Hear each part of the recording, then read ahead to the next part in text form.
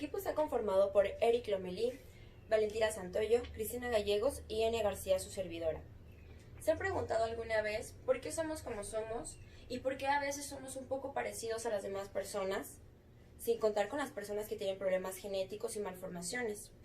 En ese tipo de cosas es cuando vamos a poner más detalle, porque este tema no lo explica. ¿Por qué tenemos 2 manos y 2 ojos? ¿En qué se diferencia? En que una célula neuronal, simplemente nos podemos situar en el área neuronal. ¿Por qué una glía es glía? ¿Por qué una es neurona? ¿Una es astrocito y demás? Bueno, todo esto nos lo explica la regulación génica y sus niveles. También nos dice en cómo una proteína nos ayuda a hacer todas las rutas metabólicas y demás, cómo nos ayudan, cómo nos benefician, cómo actúan en una bacteria, hablando en procariotas y en eucariotas, que somos nosotros, cómo es que podemos frenar a lo mejor que una bacteria esté en nuestro cuerpo tan cómodamente y nos pueda estar haciendo tanto daño, cómo podemos frenar su actividad. Todo eso nos lo va a explicar los niveles de regulación génica. Tenemos 7 niveles que debemos de hacer como un deep dentro de ello para poder especificar qué está pasando en cada uno. Muy bien. La regulación génica es un proceso mediante el cual la información codificada en un gen se transcribe en uno o varios RNA funcionales. Tenemos lo que son los RNA de transferencia, mensajeros, heterógenos nucleares, los más pequeños y demás. Tenemos todos esos tipos de ARN y todo eso se va a ver en transcripción. Tenemos que tener bien en cuenta la palabra transcripción, porque aquí es donde se nos va a dar todo. ¿Por qué? Porque vamos a sintetizar proteínas, porque vamos a sintetizar cosas, vamos a duplicar. De transcripción viene traducción y demás. Entonces, pues ahorita nos vamos a fijar en transcripción, en factores transcripcionales, como tenemos factores de elongación, en qué momento se van a unir los factores de elongación, por qué se van a unir, por qué tenemos que tener ciertos pequeños momentos en los que se van a unir. Y bueno, pues están los de iniciación, elongación, terminación y demás. Muy bien. Tenemos el listado que les comenté de 7 partes, que tenemos que la pretranscripción, la transcripción, procesamiento primario de RNA, transporte de mRNA al citoplasma, cuando ya tenemos nuestro RNA mensajero, traducción de mRNA, degradación de mRNA y modificaciones post-traduccionales. Una disculpa. Muy bien. Muchos ya han visto todos estos temas. Los que no, les invito a que lean un poco de biología molecular y han visto cómo se llevan a cabo. Pero ¿qué pasaría si algo estuviera mal? ¿Qué pasaría si nuestra cadena de nuestra hebra nueva sintetizada de RNA necesita ser RNA mensajero y de repente llega alguien y se la come antes de que la cadena polia llegue al citoplasma para poder salir? ¿Qué pasaría? Pues no tendríamos una cadena, o sea, nunca llegaría, nunca hubiera proteínas nuevas, ¿verdad? Porque pues no está llegando a nuestra cadena. Bueno, todo esto lo vamos a checar. Les voy a hablar un poco sobre el nivel pretranscripcional, todo esto antes de la transcripción. Iniciando con un cambio conformacional en la cromatina. En todo eso que está súper enrollado, lo vamos a desenrollar para que se pueda leer. Porque si no se lee, pues no se entiende. Es como un libro que está súper cerrado y que necesitamos que se abre para poder entenderlo, ¿verdad? Porque pues nosotros no leemos así. Tenemos que leer todas letras por palabras, oraciones y párrafos y demás. Entonces, eso es lo que nos va a dar que haya un desenrollamiento de la cromatina con la separación de histonas que poseen un amino terminal. Supongamos que yo soy esta histona, tiene nuestro amino terminal. También existe el C terminal, que es un grupo carboxilo terminal, pero en esta vez nos vamos a situar en lo que es amino terminal. De aquí se nos van a adaptar factores de transcripción. Miren, como vemos aquí, para los que son más visuales, tenemos lo que es el núcleo. Esto en blanco es nuestro citoplasma. Y bueno, se hace nuestra transcripción, nuestra helicasa cortando para la transcripción y demás, nuestro transporte de RNA mensajero. Miren cómo va gritando con su cadena poli A, su capuchón. Muy bien, va llegando y va a salir del citoplasma, va a salir al citoplasma. ¿Para qué? Para llegar a los ribosomas, sintetizarse con las proteínas, empezar, miren, aquí está nuestro mayor y nuestro menor, que va a empezar a hacer los aminoácidos. ¿Por qué? Porque pues muchos aminoácidos nos dan una proteína, ¿verdad? De 2 a 50 aminoácidos nos dan un polipéptido y de 50 a 100 nos dan una proteína. ¿Por qué? Porque hay momentos en los que no vamos a poder sintetizar una proteína, necesitamos un polipéptido. ¿Para qué? Pues para que pueda a lo mejor pasar por el poro nuclear o, bueno, infinidad de cosas. Tenemos ya que entrar a nivel transcripcional. El nivel transcripcional consta de dos partes, cis y trans. ¿Qué es cis? Bueno, el cis lo podemos asociar como silenciador. La palabra suena similar, ¿verdad? Sí, ahí puedes como que acordarte rápido por si te lo llegan a preguntar. Constituidos por las secuencias en el DNA y diversas proteínas de FT, que no se van a traducir porque son silenciadores. Tenemos los factores trans, que es un factor de transcripcional unido al DNA en su secuencia blanca, en secuencias donde vamos a querer que se haga la transcripción. De ahí los factores de transcripción se unen al surco mayor del DNA, y la proteína interactúa con el DNA a través de puentes de hidrógeno, enlaces iónicos e interacciones hidrófobas. Bueno, sabemos que estos, por ejemplo, un puente de hidrógeno es débil, pero en esas situaciones hacen una unión altamente fuerte y específica que hace que se pueda hacer la transcripción. Miren, como aquí lo tenemos, esta podría ser nuestra cadenita de poli A. Miren, esta, la que ven, podría ser aminoterminal o carboxiloterminal. Pues se ve todo el desarrollamiento para que se pueda unir. Y bueno, se hace la desetilación de zonas y la cromatina activa transcripcionalmente. Y así es como se pueden unir ciertos puntos para que se puedan traducir los silenciadores, los lugares donde no se pueden hacer, que son los cis, y los trans donde sí se pueden hacer las transcripciones. Tenemos que tener en cuenta que muchos errores pues se dan también desde aquí. Muy bien, yo les voy a hablar un poco de procariotas porque les he dicho que son muy importantes. Bueno, al menos para mí, aunque yo no sea procariota, pues bueno, me llaman muchísimo la atención. Su expresión está determinada por condiciones ambientales. ¿Qué vamos a decir? Supongámonos que está una bacteria en mi intestino viviendo súper feliz, porque pues bueno, o sea, ¿quién no puede vivir feliz conmigo? Entonces, yo de repente le estoy dando un buen de lactosa, le estoy haciendo súper feliz el estar dentro de mí. Esto va a ser una condición ambiental, el que yo le esté dando lactosa. Entonces, los genes relacionados con el metabolismo tenemos que tener en cuenta que se agrupan en operones. Supongamos que todas las proteínas o todas las enzimas que están relacionadas con el metabolismo del ciclo de Krebs o de glucólisis o de gluconeogénesis se van a dar en operones. Todos van a salir de aquí. Supongamos, les voy a hablar del operón LAC. Vamos a poner un ejemplo. El operón LAC de Escherichia coli metaboliza la lactosa, que es el ejemplo que les había dado, para obtener energía. Obviamente, pues para poder moverse, reproducirse, andar de un lado para otro, ir de compras, ustedes ya saben, ¿no? Nuestra pequeña bacteria.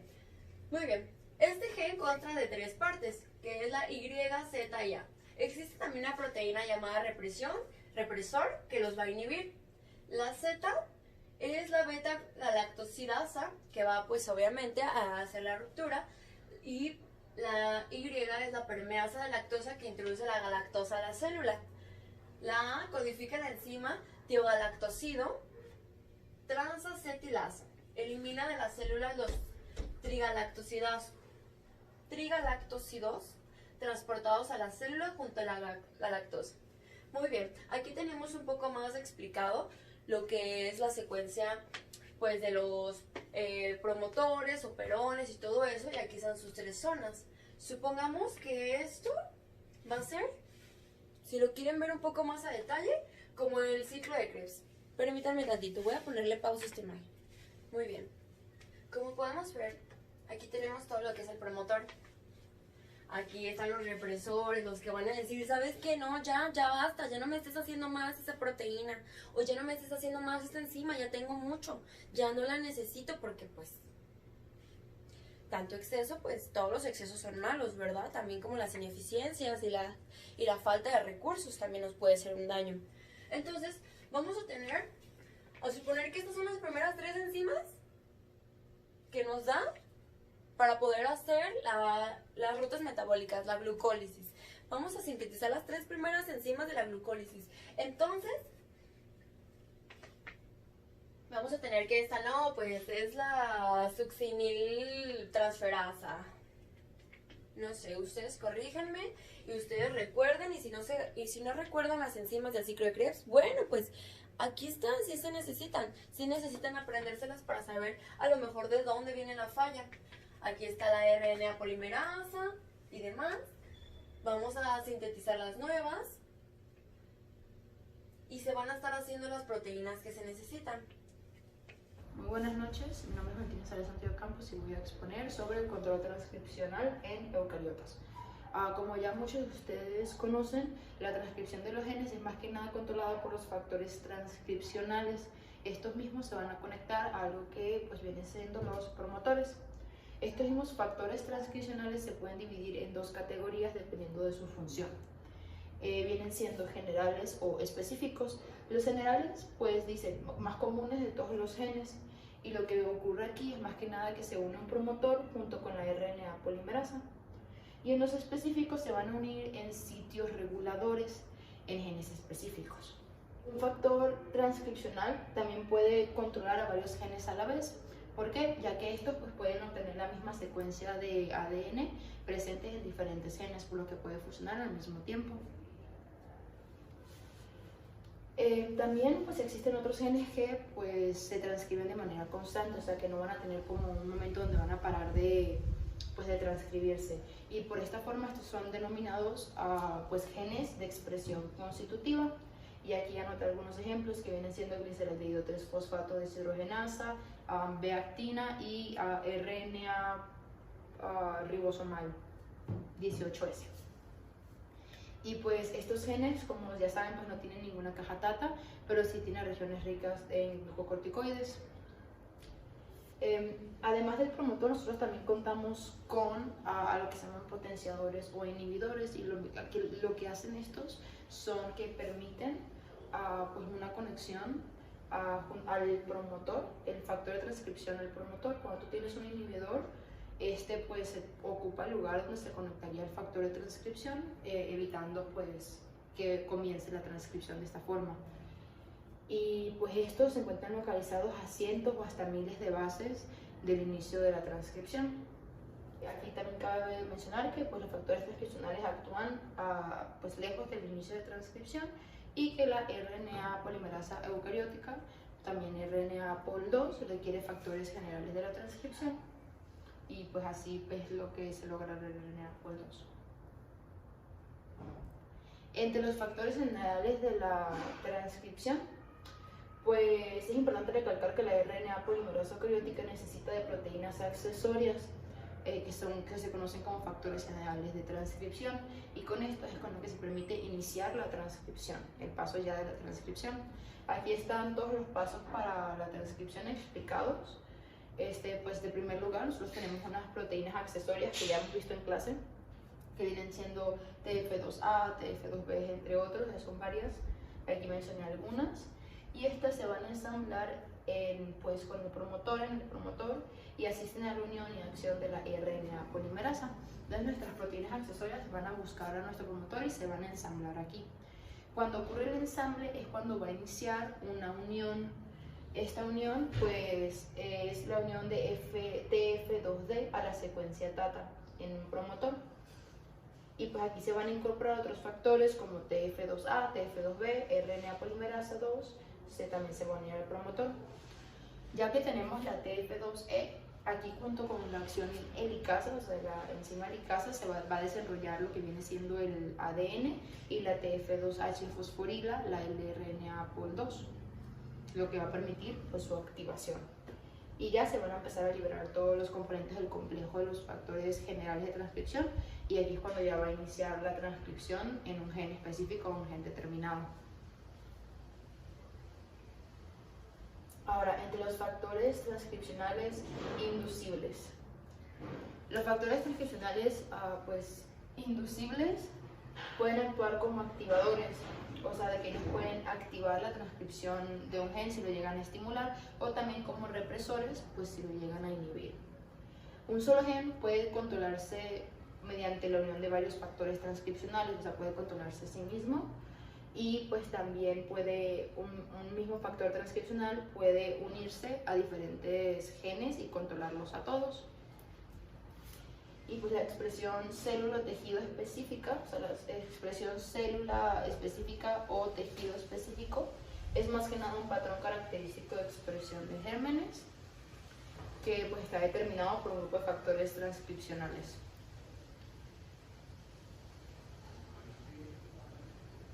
Y pues para finalizar vamos a hablar sobre las estructuras de los factores transcripcionales, y tenemos dos: la hélice vuelta hélice, la hélice asa hélice, y también contamos con los dedos de zinc y el zíper de leucinas. Vamos a hablar de cada uno como específicamente.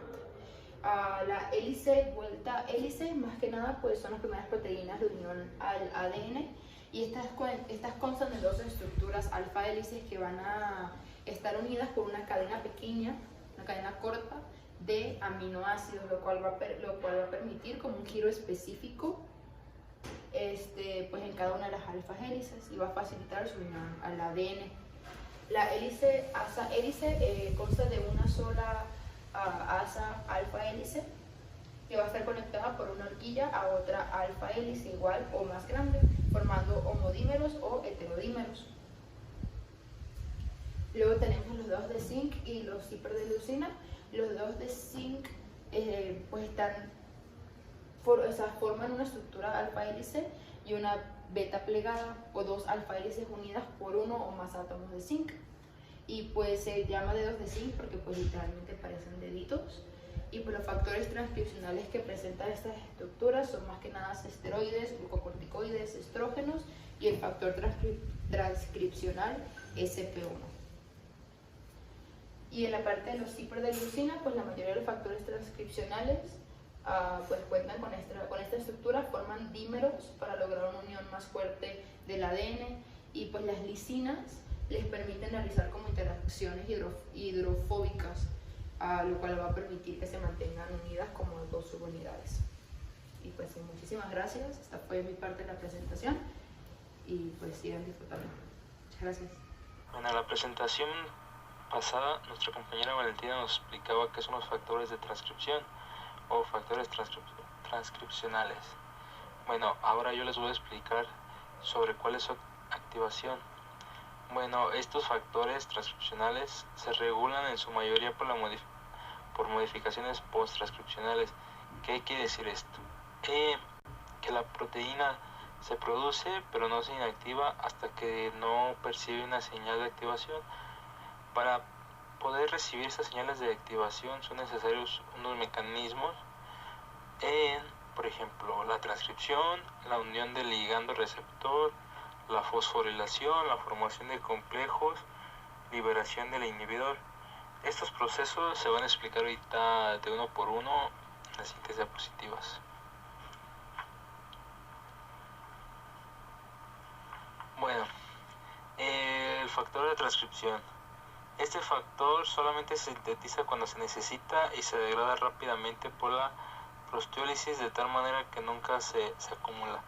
Como lo explica claramente, esta no se sintetiza, esta no se crea hasta que no se necesita, y cuando se deja de necesitar desaparece rápidamente, o sea, no se queda ahí flotando y no se vuelve a reciclar, desaparece y se vuelve a crear. Bueno, el siguiente. Bueno, el siguiente es la unión del ligando-receptor. Bueno, este factor, para poderse activar, requiere de la unión de un ligando para dicha acción. Un ejemplo de este factor es el receptor de los esteroides. Bueno, ¿cómo les explico?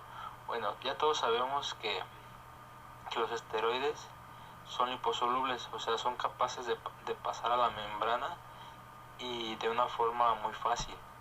Entonces, cuando es así, los esteroides junto con el factor ingresan mediante difusión simple a la membrana, y dentro del citoplasma el factor se separa para poder ir al núcleo, y una vez en el núcleo hacer su función. Bueno, la siguiente, la fosforilación. Bueno, este es un mecanismo más común en la activación de la mayoría de los factores de transcripción, y consiste en la adición de un grupo fosfato por una sinasa. Bueno, formación de complejos. El acoplamiento de varias proteínas origina un factor transcripcional activo con capacidad de migrar al núcleo y unirse al DNA. Bueno, este factor transcripcional, por ejemplo el AP1, forma dos subunidades que serían FOS y JUN. Es un ejemplo muy característico de este mecanismo de activación. Bueno, por último tenemos la liberación del inhibidor. Bueno, el factor transcripcional se encuentra inactivo por un inhibidor. Cuando este es fosforilado, sufre un cambio conformacional que libera el factor transcripcional y permite su traslado al núcleo y su unión de DNA. Bueno, el factor transcripcional del NFKB se activa a través de este mecanismo, es por lo cual la proteína que funciona como inhibidor se llama IKB. Bueno, existe otro tipo de regulación que es mediante los potenciadores. Bueno, estas secuencias sirven como sitio de anclaje de factores transcripcionales inducibles, lo cual mediante el cambio conformacional y formando una horquilla interactúan de forma directa como los factores generales de transcripción y la RNA polimerasa para la transcripción. De esta manera, la región en el ADN que controla la expresión de un gen está conformada por el promotor y una o más potenciadores. Por lo tanto, la región reguladora es una secuencia de DNA de tamaño variable que controla la velocidad de la transcripción. Otro tipo de control no tan común dentro de los mecanismos de activación es el control post-transcripcional.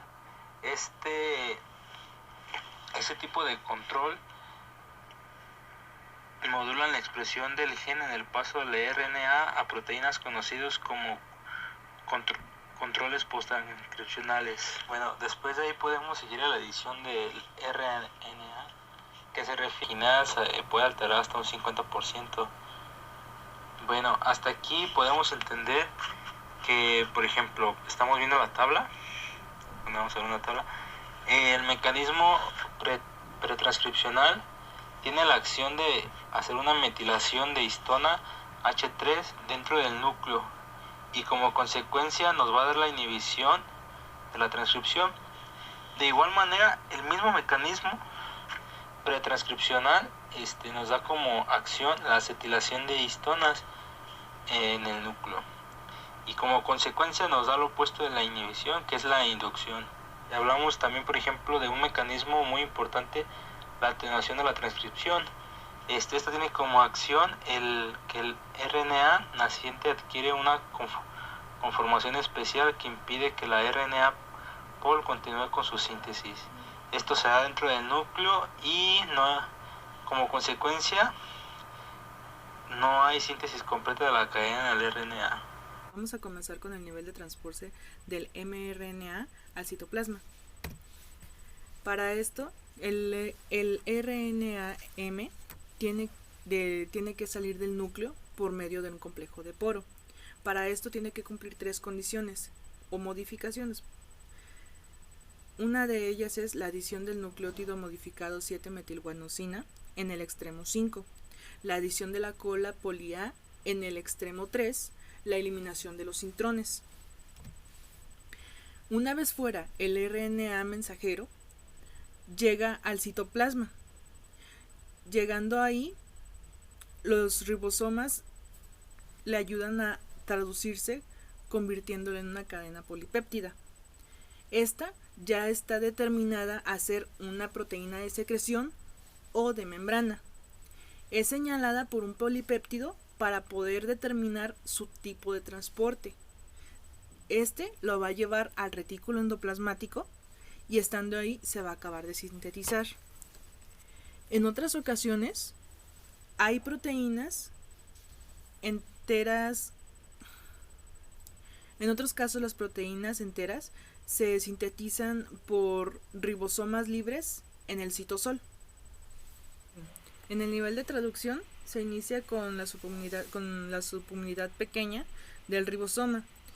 Esta reconoce al codón de inicio AUG y ahí mismo participan los nucleótidos vecinos para ayudar al reconocimiento. Ahí también se encuentra la secuencia Shine-Dalgorno y también la secuencia COSAC. Hay una búsqueda de escape, se le reconoce así cuando hay un problema y no hay un reconocimiento adecuado. A esto se le conoce como reconocimiento deficiente y su nombre en general es búsqueda de escape. Esto sucede cuando el reconocimiento, pues ya había mencionado, es deficiente, se ignora el primer codón y si y si el siguiente no llega a servir, puede ignorarlo hasta llegar al tercero. Esto ayuda a hacer 2 o más proteínas de una misma cadena. El nivel de modificación posttraduccional. Aquí también hay diferentes formas de regulación de expresión de gen. Puede ser por medio de adición de grupos químicos a la misma proteína. Cuando hay una adición, se ayuda a la maduración y la funcionalidad de la proteína. Pero si no se agrega esta proteína, quedan obsoletas. Puesto así, se puede decir que la adición de diferentes grupos químicos hace que ayude a que se maduren y sean funcionales a su vez. Así, uno de los ejemplos se podría decir que son las acetilaciones, carboxilaciones, metilaciones, hidroxilaciones y fosforilaciones. Las proteínas inhibidoras de la traducción se podría decir que son un control negativo de la traducción, puesto que se bloquea al unirse la expresión del gen se bloquea, haciendo una unión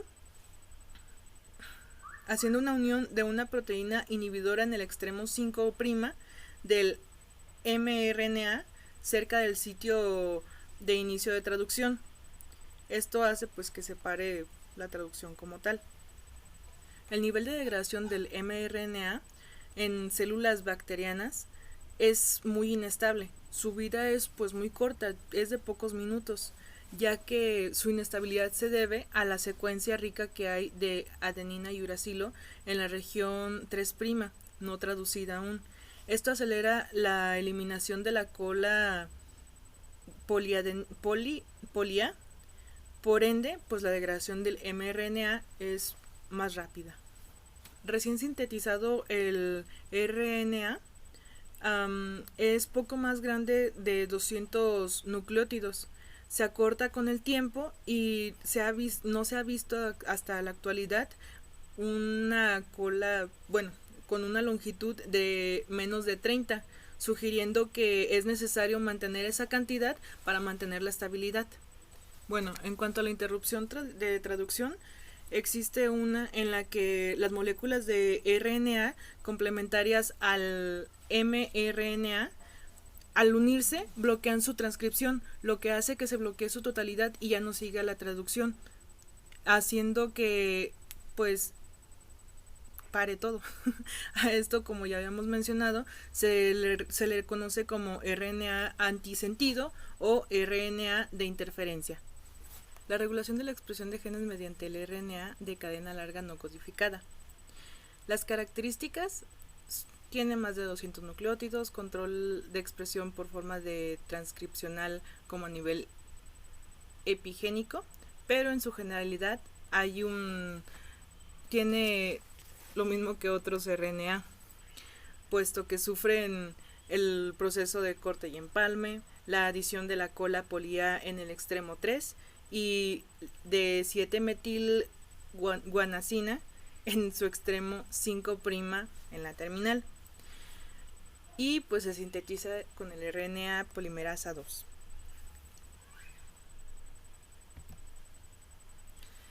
Las estructuras secundarias que forman al ARNLNC son complejas e importantes para su función.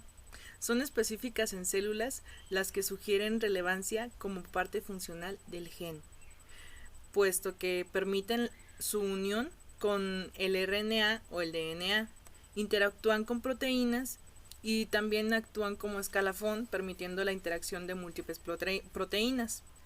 Y aunque solamente se reconoce que el 5% es funcional, tiene una gran importancia.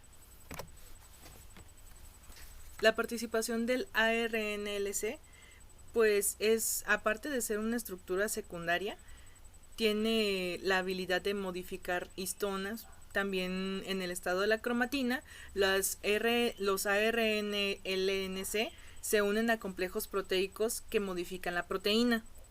Se unen a proteínas represoras, activadoras, factores transcripcionales y factores de corte y empalme de genes. Y también guían a las proteínas a sus blancos. Son como pequeños peñalditos o escaleritas que las ayudan a llegar. Por último, solamente queda agradecer su atención y dejo la bibliografía a su servicio. Sacamos esta información de biología molecular, fundamentos y aplicaciones de las ciencias de la salud, específicamente del capítulo 8. Gracias.